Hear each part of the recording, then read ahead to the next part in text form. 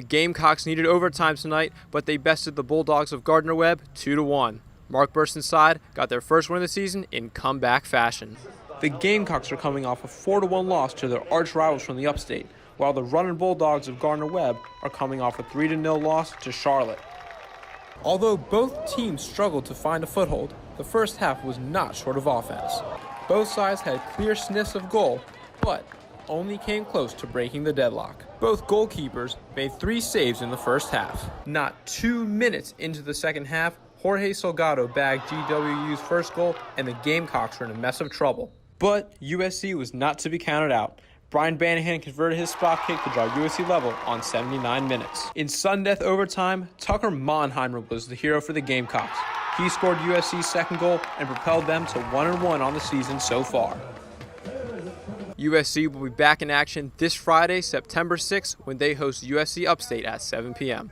For Capital City Sports, I'm Forrest Tucker. James Wiseman stood out to me a lot. He's really a unicorn, very tall as well, mobile. And I think that if he were to be drafted, and if the Warriors needed him, we're talking ifs here, he could play for them and really catch fire in the NBA next year. LaMelo's playing pro right now, so he already has some experience in professional leagues. And Cole Anthony as well, he's a proven scorer. He takes lots of shots, which is characteristic of a NBA talent who's been in the league a couple of years. So he's not afraid. He has no fear. And I'll end off with Cassius Winston. He's been a 4-year starter at MSU, and I really think that his maturity can make him a person who can come into an NBA team and play well within an offensive system and just be a dependable guy. 2019's rendition of Senior Night went well for USC. The Gamecocks bested the Ole Miss Rebels 2-0 as the season's end is near. Before the match began, Alexa Barr, Grace Fisk, Becky Cook, Michaela Krasowski, and Tatum Milazzo were honored for their service to the Carolina women's soccer team. Carolina's first opportunity of the match came in the first half off a Lauren Chang corner. Milazzo and Anna Patton get ahead to it, but it's a goal kick in the end. USC's first goal of the match was a team effort. Patton gets the ball in midfield and spreads it wide to Chang like butter. Then Chang splits 2 defenders and sends Barr into the box, who sneaks it in the bottom corner. Alexa's 5th goal of the season got the Gamecock offense wide awake. Ole Miss lacked offensive production for the whole match, but their best chance came from Molly Martin later in the first half. Martin's shot beats Krasowski, but the post saves the Carolina goalkeeper. In the second half, Claire Griffiths gave USC some security. She scored her first goal of the season on an absolute banger. USC will finish their season on the road with 2 SEC matches. The Gamecocks will travel to Gainesville on October 27th to play the Gators at 3 p.m. Their season finale is against Auburn. For Capital City Sports, I'm Forrest Tucker. After a Conference USA win versus FAU, the men's soccer team was in action midweek against the visiting Jacksonville Dolphins. Madden Coakley was at Stone Stadium for the match. We'll stick with soccer here, but turn our attention to the women's team. The Gamecocks battled the Ole Miss Rebels on Thursday night as they look to remain undefeated in SEC play. Connor Lomas made the trip to the graveyard for senior night. After a loss to the Florida Gators at Williams-Brice Stadium, the Gamecocks traveled to Knoxville to take on the struggling Volunteers on Saturday.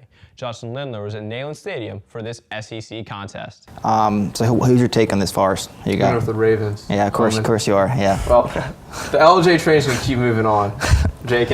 Okay. Why? Because even though the Bills are playing at home, they've lost games to New England and Philadelphia there during this year, and I don't really see New Airfield as a stronghold, despite what the Bills Mafia might want you to think. Right. Who you got in this one first? I'm going to take the Chiefs. The Patriots offense is ranked 14th in the league and has been very slow all season.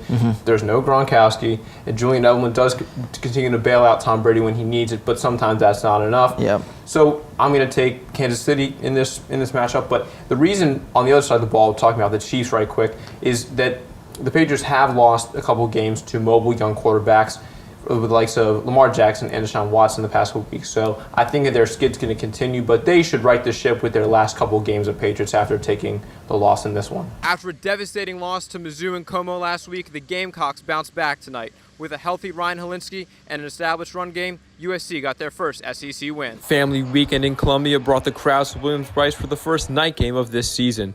Fans were hoping some black magic would break USC's 5-game losing streak versus Kentucky. In the first quarter, Tavian Feaster gave the Gamecocks a 7-0 lead after a 2-yard touchdown run. The USC defense came to play as well, as Ernest Jones gets the best of Sawyer Smith here with an interception. DJ Wanham had a huge night with 3 sacks. Here he gets to Sawyer Smith, and Aaron Sterling recovers the football for the Gamecocks. Parker White also made a field goal in the first half. Ryan Helinski improved this week with 140 passing yards, while Rico Dowdle and Tavian Feaster both passed the century mark on the ground. However, Helinski was under pressure throughout the game as he was sacked 3 times, but the Gamecock offense continued to flourish with their running backs. In the third quarter, Rico Dowdle scampers away from Kentucky defenders for a 30-yard touchdown run to put USC up 17-0. To cap off the ground assault for the Gamecocks, Feaster got his second touchdown of the day with a 19-yard run. In the dying moments, Chris Rodriguez scored UK's only points with a touchdown run. The final tally under the lights, 24-7 USC.